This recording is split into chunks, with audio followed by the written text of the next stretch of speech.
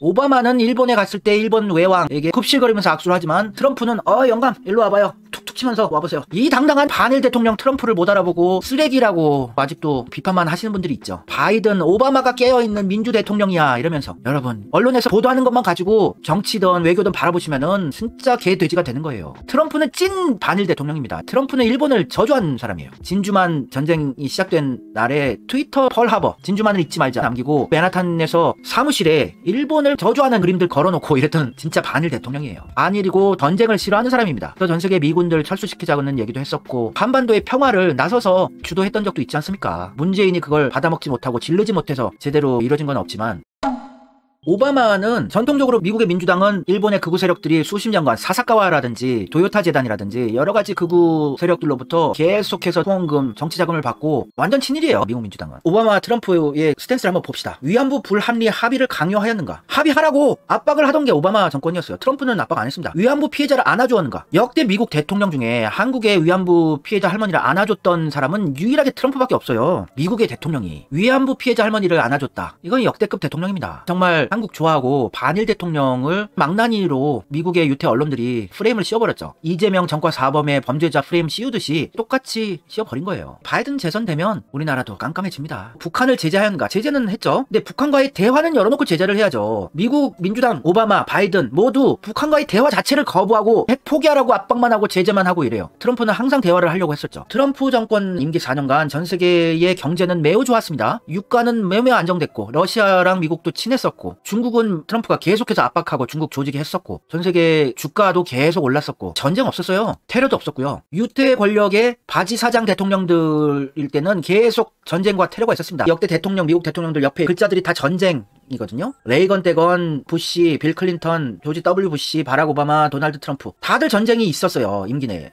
트럼프 땐 전쟁이 없었습니다. 진정한 평화주의자, 유태 권력에 똥이 안 묻은 게 트럼프였어요. 요거를 인식을 못하시고 세계 국제 정세를 바라보시면 우리나라 국내 정치에서 이재명 범죄자라고 욕하는 분들이랑 똑같은 거예요. 선동 세뇌되어 있는 개 돼지가 되는 겁니다.